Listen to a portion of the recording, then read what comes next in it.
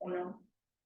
Bueno, lo primero de todo, buenos días. Estamos aquí juntas, nosotras, y estamos Seida Brazo, que es estudiante de Ciencias Políticas, Lucía Utrera, que es estudiante de Sociología y Ciencias Políticas, y este es nuestro primer video podcast un poco, ¿no? Como una fase también de nuestras prácticas en Oxfam Intermón. Contamos para esta reunión con Laura Pérez, estudiante también de Sociología y Ciencias Políticas, y con Sonia Garrido, estudiante de Conservación y Restauración de Bienes Culturales. Justo en este primer episodio lo que vamos a tratar concretamente es la precariedad laboral, pero sobre todo la que afecta a las generaciones más jóvenes. Sí. Nada, chicas, para entrar un poco en materia. Vemos como los millennials y la generación Z han sido los grandes perjudicados de tres grandes crisis. La primera, la gran recesión; la segunda, la pandemia; y la tercera, que nos estamos viviendo ahora mismo, que ha sido todo el tema de la inflación y la crisis de precios, ¿no?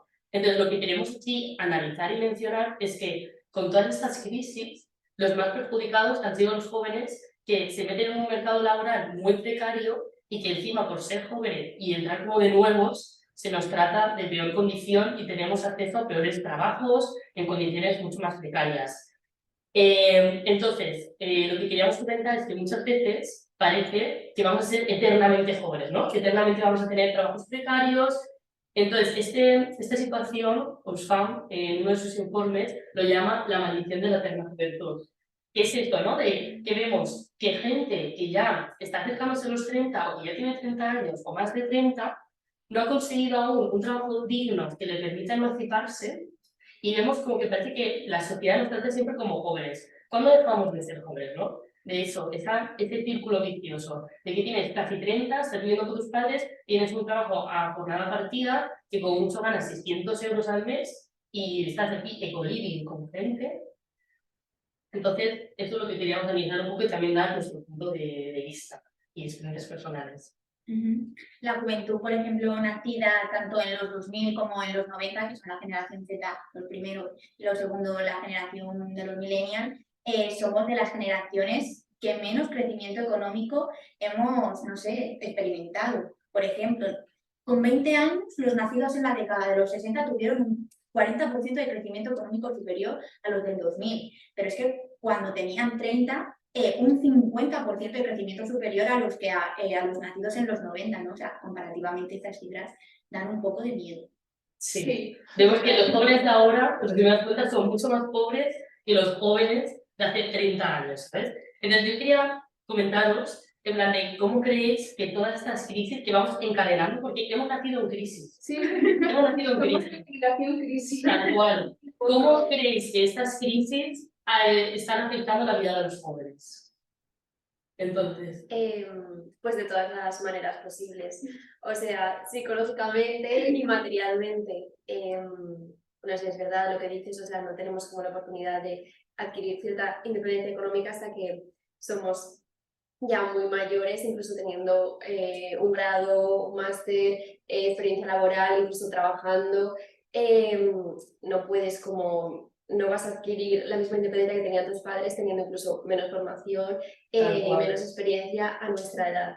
Y evidentemente eso es como alargar todos los procesos vitales y todas tus posibles decisiones. sí, es eso. Alargar todo lo que era antiguamente se hacía mucho antes, ahora parece que no llega, ¿no? No llega nunca, y además mentalmente, psicológicamente también afecta un montón, porque al final tú estás estudiando una carrera pensando, o sea, no sé si voy a encontrar trabajo, primero de lo que he estudiado, y segundo, en general, no sé si voy a trabajar o si voy a tener un trabajo que me permita vivir con una calidad de vida digna. Entonces es como que estudias sin motivación, ¿no? Es como que no vemos un futuro bueno. Sí, esto es como lo del eslogan este que se utilizaba mucho de los 30 son los nuevos 20, ¿no? No, jóvenes para toda la vida. Jóvenes para toda la vida viviendo en casa de sus padres. Sí, es que muchas veces como que se asocia joven a precariedad, ¿sabes? A esa inestabilidad, ¿sabes? Yo puedo ser muy joven y tener un trabajo de lo que he estudiado que me sienta realizada y que económicamente pueda pagarme una casa y no tener que estar viviendo con mis padres o en el famoso co-living, ¿sabes? Que a ver quién le gusta estar viviendo con 5 desconocidos compartiendo un baño, ¿sabes? Entonces, pues eso. Sí, también nosotras, una de las cosas que queríamos señalar es qué pensáis vosotras de esa maldición de la eterna juventud. Willy, ¿hasta qué punto no? ¿Hasta cuándo somos jóvenes para la sociedad? Lo que yo decía un poco, ¿no? Del eslogan este de sí, se nos vende como algo bueno, pero bueno, tiene sus cosas. ¿Vosotras qué pensáis, no? Pues un poco que no llega nunca al final la adultez real, supuestamente cuando acabas, bueno, eso nos han vendido nuestros padres de toda la vida, ¿no? Yo con 25 años ya te había tenido a ti, ya tenía una casa, un trabajo, y te lo dicen, además es que lo repiten, ¿sabes? Varias veces. Y tú te ves con 29 que no has acabado de estudiar porque hoy en día estamos sobrecualificados para no encontrar trabajo. Que vas encadenando másteres, encadenando estudios, prácticas, cursos, para intentar un poco destacar de lo que es el mundo laboral y poder conseguir un trabajo, y llegas a los 30, no has tenido un trabajo de jornada completa, con un sueldo digno, como se puede decir, y no puedes, o sea, no estás independizado y estás viviendo en casa de tus padres, ahí en el sofá y vamos a pegar. Pues sí. O sea, como que no llega nunca, ¿no? La adultez. Es que esto, ¿cuándo dejas de ser joven? Cuando tienes 18, 20, 22, 25, 30, 35. Es que ya esa línea como que está desdibujada. Sí. Y lo peor, lo que he dicho antes, lo peor es que parece que está asociado a ser joven con no vivamos solo, tengo inestabilidad, y muchas veces aprovechan de eso, yo creo. Sí, o sea, desde luego que la juventud, o sea, no es únicamente tener como cierta vitalidad para hacer cosas, sino también tener ciertas oportunidades y desligarte un poco de tus padres o de la gente de la que dependas, y estar como tranquilo para poder tomar tus propias decisiones. O sea, no es una cuestión de edad únicamente. Bueno, entonces, yo lo que quería comentaros es, pero a ver, cuando decimos joven, ¿a qué se refiere? ¿A tú verte en el espejo y sentirte joven? ¿Se refiere a vitalidad, ganas de hacer deporte, ganas de comerte la vida? ¿Qué es ser joven, no? Cuando hablamos de joven, es este imaginario que tiene la gente, ¿no? De alguien pues, que está estudiando, empezando a trabajar, sus pequeños primeros trabajos, no sé qué, que empieza, lo que has comentado, a emanciparse. Entonces, lo que queríamos decir es, ser joven en España significa tener más tasa de paro. Es que somos de Europa de los países con mayor tasa de paro. Es que es ridículo tener este ranking, ¿no? de los mayores países europeos con tasa de paro, ¿no? Entonces, quería mencionar unos pequeños datos. En plan, el paro, por ejemplo, en 2022 cerró aproximadamente en un 12,9%, ¿vale? Pero es que en ese mismo año, para las personas jóvenes que buscaban empleo y tal, que estaban parados, de 16 a 19 años fue de 45,88%. De 20 a 24, del 26,25%. Y ya de 25 a 29 se va acercando un poco más y tenemos unos 16,5, 16,65. Entonces, hasta los 29 vemos como estamos en paro en un porcentaje de 16,65 y la media nacional está en un 12, casi 13, ¿sabes? Un 12,9. Entonces, ¿qué pensáis, ¿no? de esto, de las tasas de paro que son ridículamente altas? Sí, o sea, a mí me parece como unas expectativas súper desalentadoras porque sabes que durante tus 20 estás abocado un poco a eso, estar como formándote continuamente, a saber que incluso eso, aunque pongas todo de tu parte, te matricules en cientos de cursos, hagas máster, idiomas, estés como pluriempleado también por ti mismo, porque estás como continuamente buscando oportunidades que un poco eso te hagan como destacar y te sientes como en continua, estás compitiendo con mucha gente, o sea, como a la que tampoco le pones cara, pero que sabes que estás en una condición parecida a la tuya y que, claro, todos estamos como ansiosos por ser el que un poco desmarque y consiga como al menos no acabar con 30 años haciendo lo que se podía hacer antes con 23. O sea, entonces sí, es como muy frustrante y además que seguramente no estés como toda esa época de los 20 a los 30 en paro, pero vas a estar haciendo cosas como, pues eso, que no te permitan como dejar de estar en las mismas condiciones que cuando tenías 19. O sea, estás como estancado en una etapa vital que no te permite como, no sé, ser un individuo como más autónomo capaz. Totalmente.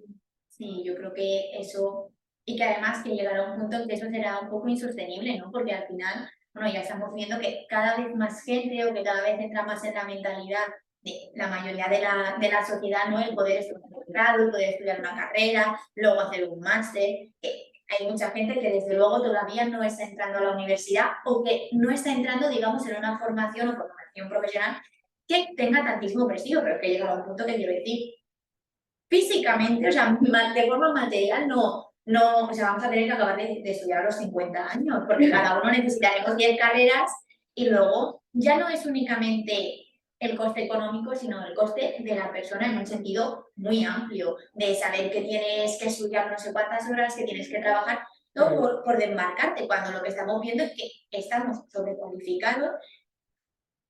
Señora, no me hace falta una persona con 8 carreras, es decir, sigue habiendo muchísimos oficios que también tienen su formación y que son puestos de trabajo muy dignos que, en mi opinión, no deberían tener un valor salarial diferente y que además, bueno, pues que seguimos necesitando a esas personas, o sea que imprescindible es un poco todo el mundo, pero necesarios somos todos.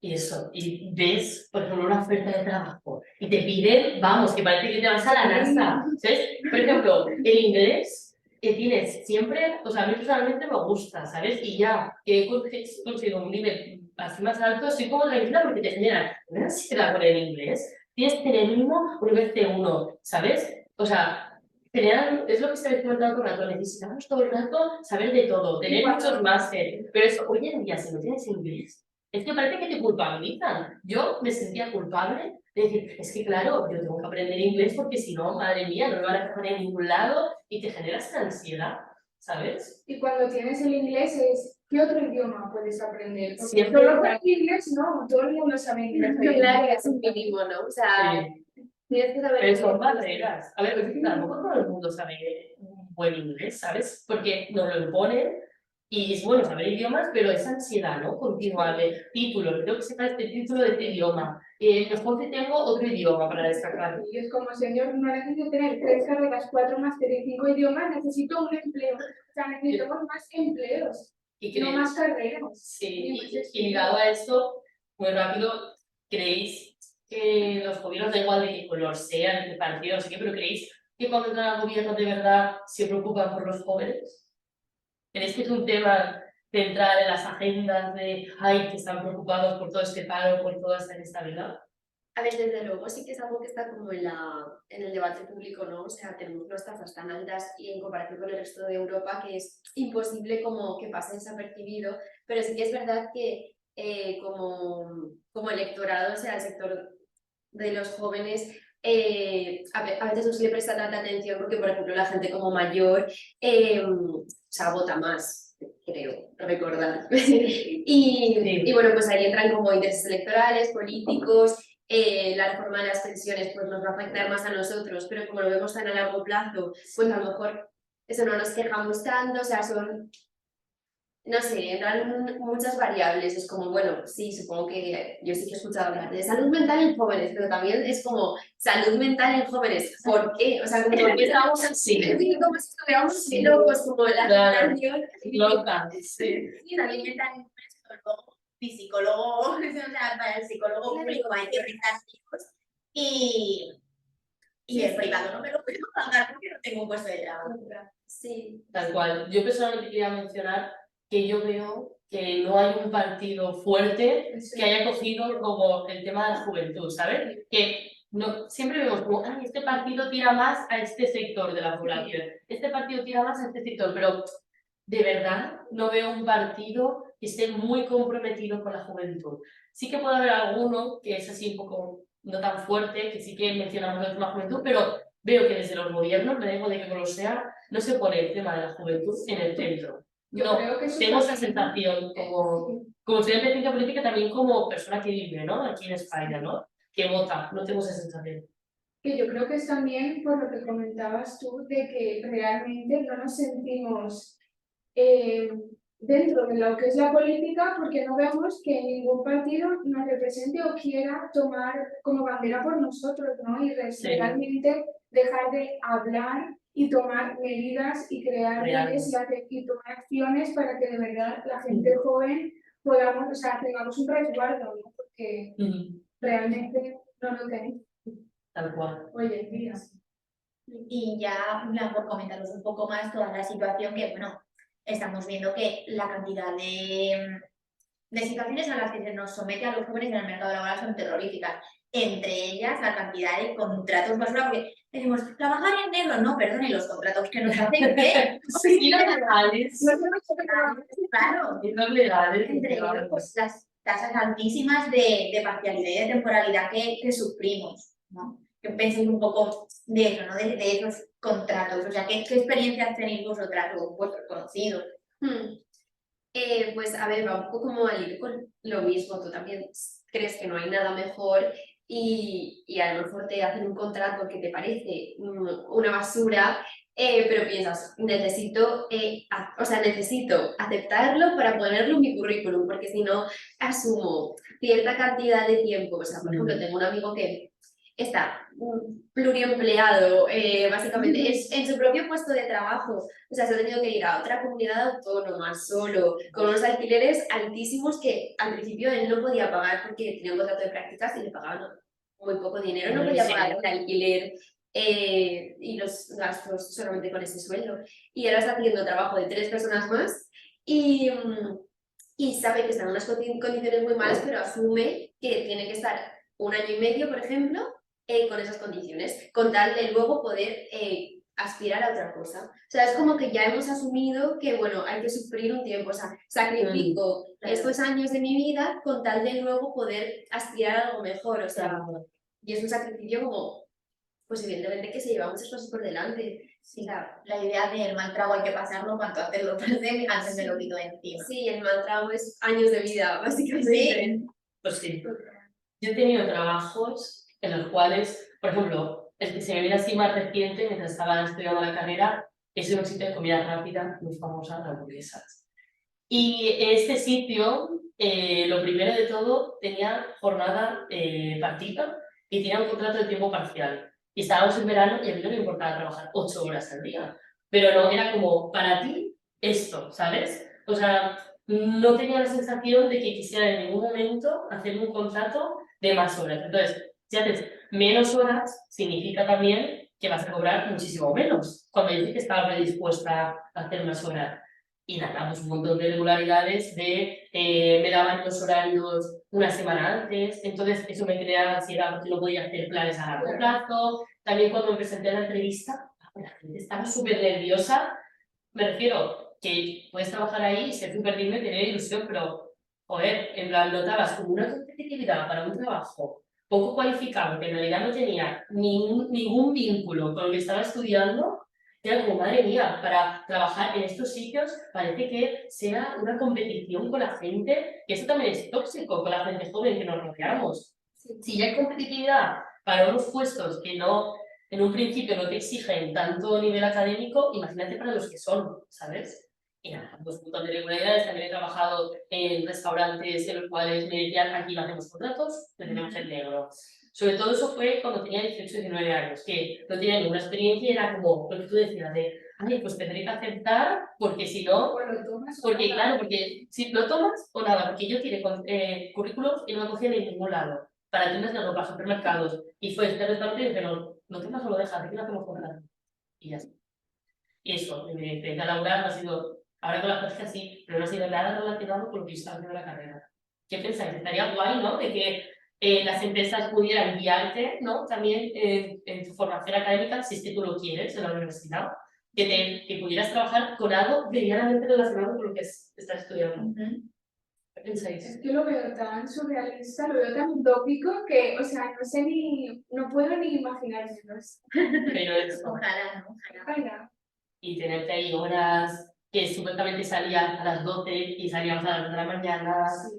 Ahí muy duro, muy duro. Limpiando todo el sitio que en un principio solo te habían dicho que ibas a hacer y se aprovechan. Se aprovechan para después ganar. ¿Cuánto ganaban en este sitio? ganaban 400 y poco euros Pero Al mes. conciencia. al mes. Al mes. Ganaba muy poco.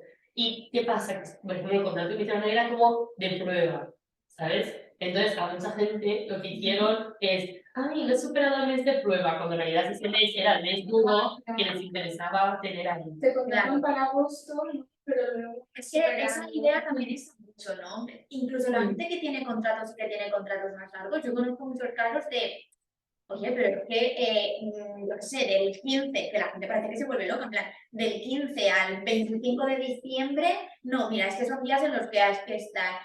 Ya, pero vamos a ver, yo tengo un contrato en el que yo tengo que trabajar 4 horas al día. Sí. Que luego me vas a pagar las horas extras, que habrá gente que tenga la suerte de que le paguen las horas extra como horas extra, Eso. Esto también. que vale, pero es que aún así yo no me tengo por qué quedar aquí 10 horas, 12 horas, porque bueno, de cara al público, y luego limpia, recoge y todo el rollo, Willy. Que suma más ¿Qué hace tiempo. falta que haya 3? O sea, hay que trabajar 12 horas este día. Muy bien. Si contrato a una persona a tiempo parcial y otra a tiempo completo. O a 3 personas con tiempo parcial, ¿no? Porque hay gente que sí es verdad que le viene bien la jornada parcial. Pero a ver, 12 horas una persona por muchas horas extras que pague. Pues sí. No. Sí, o sea, yo creo que las empresas se aprovechan un poco de un poco las fisuras que hay a la hora de contratar a jóvenes. En plan, sí, puedes contratar como un contrato de prácticas, ¿no? Y realmente coges a alguien que sí que tiene cierta experiencia con tal de pagarle menos durante un cierto periodo de tiempo. O sea, Pues sí, pues la verdad es que sí. Pero son muchísimas irregularidades, muchísima precariedad, pelearse por eso, por trabajos en los que te pagan mal, no está relacionado con tu empleo. Sí, nada. Hablando claro, son contratos basura. Sí. Son contratos basura. Y las empresas se aprovechan de que lo Siempre se necesitamos, aprovechan, siempre. de que lo necesitamos porque tenemos que coger experiencia, porque esto es como la pescadilla que se muerde la cola, ¿no? No tengo experiencia, no me coge porque no tengo experiencia. Entonces llegas a los 20 largos, casi 30, sin experiencia ninguna y no te quieren coger. Entonces, lo que tú decías, me veo obligado a aceptar trabajos precarios con condiciones que son inaceptables para tener unas horas trabajadas y que al menos estar en el punto de vista de las empresas, ¿sabes? claro, sí, porque muchos sitios te piden como tener cierta experiencia. En plan, Claro. queremos eso, que tengas 3 idiomas, 3 años de experiencia, Sí. no sé, nivel de Excel avanzado y te acabas de graduar. Que eso no se los enseñan En las universidades, por favor, que fomenten eso, que estén un poco también más actualizados en todas las plataformas Sí. estas. Además, yo creo que Veo todo en España, sí, veo una lacra ahí. Sí, en porque el nivel tecnológico, sí. porque yo tengo una amiga que es colombiana y ella estudió hasta el nivel de grado, estudió en Colombia.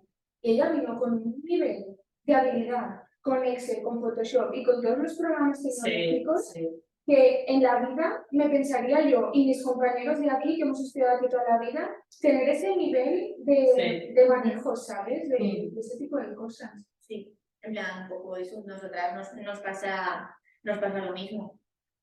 Nosotras durante la carrera, bueno, hemos tenido unas asignaturas respecto a todo el tema pues, de técnicas, de investigación, que dices, pero por favor. Yo solo tuve Están un año, una asignatura un año. Bueno, y ya por último, alguna propuesta que vosotras queráis hacer de cómo mejorar la situación. ¿Qué podría hacerse, ¿no? Para mejorar alguno de los aspectos que dentro de este marco de la precariedad laboral tantísimo nos afectan. Pues, a ver, a mí se me ocurre, por ejemplo, aumentar como la regulación de este tipo de contratos y que realmente no sirvan, pues que realmente a lo mejor surgen como una manera de insertar a la gente joven al mercado laboral y entiendo ese propósito, pero desde luego también sirve para, pues eso, que te contraten durante ese tiempo con peores condiciones, o sea, debería como regularse eso de alguna u otra manera y, bueno, en general, pues aumentar la posibilidad de eso, de que nos podamos independizar antes, de que podamos adquirir más autonomía, pues por ejemplo a través de más vivienda pública, de que desde las universidades o desde otros entes, porque tampoco vamos a centrarnos en los universitarios, que como nosotras lo somos, es difícil, pero pues eso sí, se propongan como cursos, formaciones accesorias que, no sé, es que es muy complejo, porque al mismo tiempo pienso, jolín, pero porque tengo que estar haciendo 50 cursos.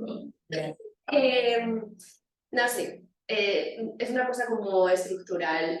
Realmente es muy difícil tomar medidas que realmente vayan a acabar con esto a corto plazo. Pero bueno, estaría bien que nos organizásemos de alguna forma entre nosotros, que hablásemos entre nosotros más, que dejásemos de eso, de ser tan competitivos. En plan, tengo que formarme, tengo que construirme a mí mismo, tengo que destacar. O sea, eso también es como muy dañino y muy...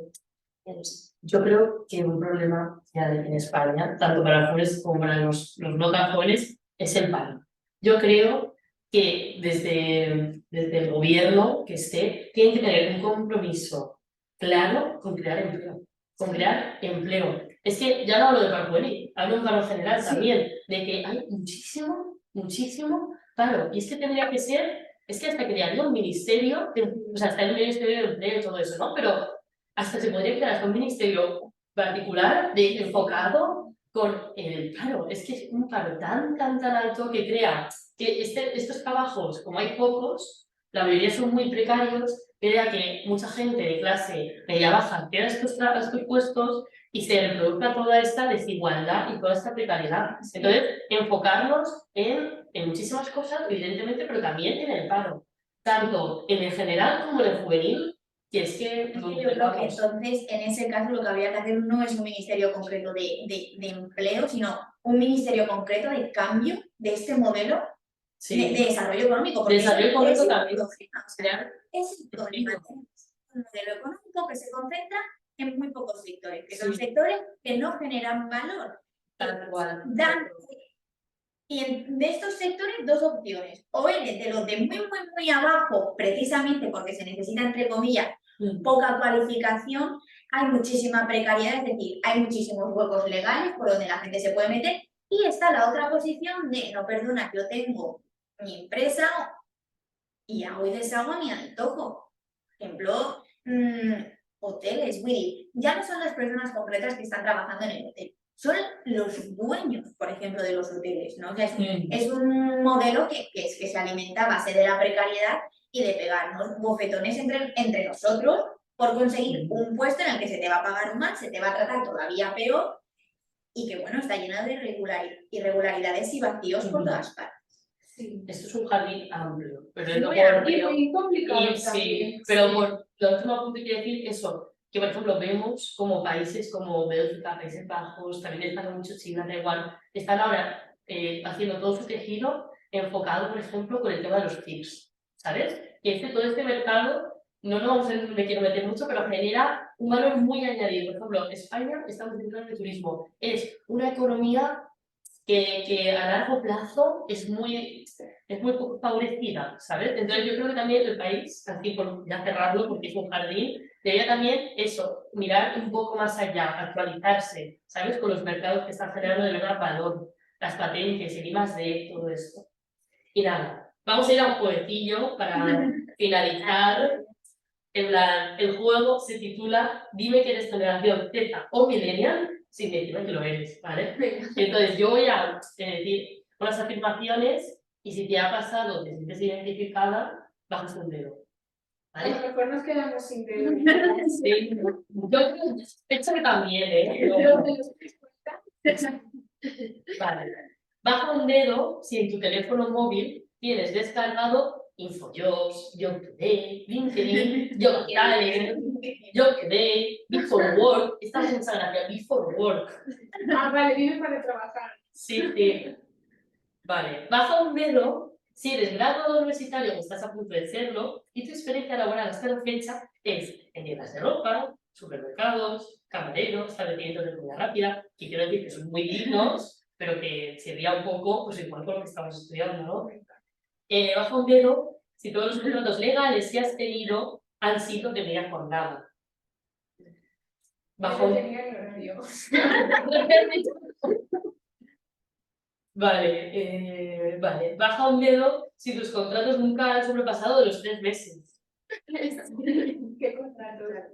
Baja un dedo si te han ofrecido trabajos, pero sin contrato. O sea, de que te han ofrecido un trabajo y dices, esto de que te demos de alta está un poco regular, ¿eh? Pero pagar una seguridad Baja un dedo si has estado veranos enteros buscando desesperadamente un trabajo poco cualificado. Y esto de las crisis que igual te metes en el follón y ves, acaba de salir una oferta para yo qué sé, Inditex, ¿no? O una empresa así. Y ves que ya han tirado 300 personas. Sí, Es como, una hora. no, No busco desesperadamente ser la presidenta del gobierno, busco desesperadamente que alguien me acoja, o sea, pues sí. Baja un dedo si a pesar de haber estudiado una carrera, tienes serias preocupaciones de que no puedes encontrar un trabajo digno relacionado con esa carrera. Poca esperanza. Nula, eso. Baja un dedo si alguna vez te has replanteado ir a trabajar a otro país debido a las malas condiciones de empleo en el tuyo. Sí, totalmente. Baja un dedo si aún tus padres te mantienen económicamente. Taida. Baja un dedo si te han rechazado un trabajo por no tener experiencia previa. No me lo han dicho directamente, pero sí. ¿Verdad? Sí. Bueno, yo me he quedado sin nada. Bueno, los resultados horrorosos. El problema es que esto no es solamente arroz, es que esto es lo que vivimos, todos los jóvenes ahora mismo. Pues sí, la verdad que sí. Pues nada, chicas, me alegro que hayáis venido y espero que os haya gustado. Y hasta aquí está nuestro video podcast. Sí, nuestro primer episodio. Pues nada, muchas gracias, chicas.